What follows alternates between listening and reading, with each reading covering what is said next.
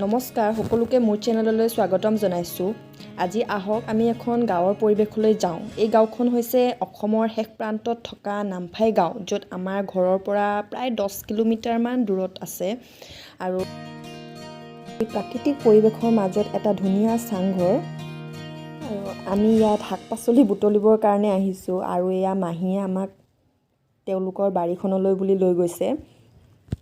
আৰু এই চাওকচোন, বাৰীখনত ইমান ধুনীয়াকৈ লাগি আছে কুন্দুলি, লাই শাক, এয়া দাংবডি। গাঁৱত কোনো ধৰণৰ ৰাসায়নিক সাৰ প্ৰয়োগ নকৰাকৈ এই খেতিবোৰ তেওঁলোকে কৰিছে, আৰু যাৰ ফলত শৰীৰৰ কোনো ধৰণৰ অপকাৰো নহয়।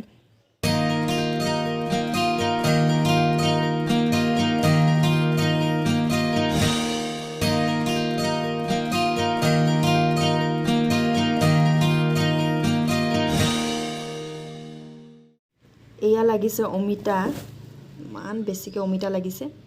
তাৰপিছত এয়া মূলা আনিব গ'লোঁ মই, মূলা বুটলি লাই শাক বুটলিছোঁ।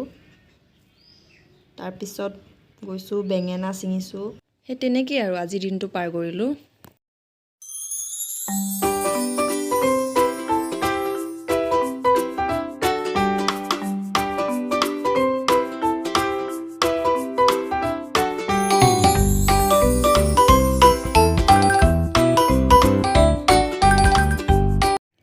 তাৰপিছত গ'লোঁ আমি নদীলৈ বুলি, আৰু তাত মাছৰ ভেটা দি এটা নেচাৰেল পদ্ধতিৰে তেওঁলোকে মাছ ধৰিছে।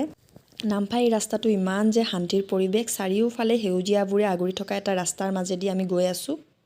আৰু শেষত আমি শাক পাচলিখিনি আনি এনেদৰে মেলিছোঁ।